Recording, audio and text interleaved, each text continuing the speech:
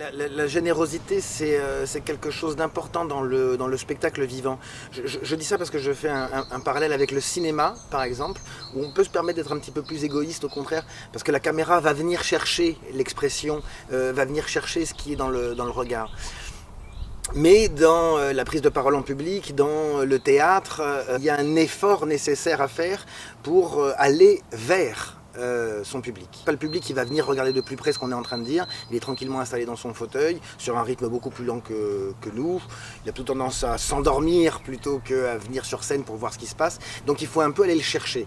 Et la générosité, oui, c'est quelque chose qui peut aider à ça, aider à créer du lien avec le public, aider aussi à pas trop se poser de questions, à pas se juger au moment où on le fait, est-ce que ça c'est bien, non, soyons généreux.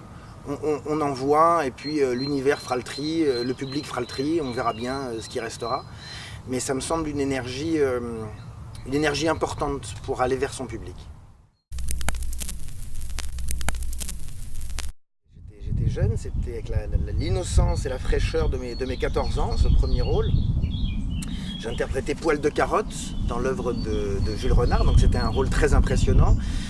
En extérieur, devant une grande assemblée.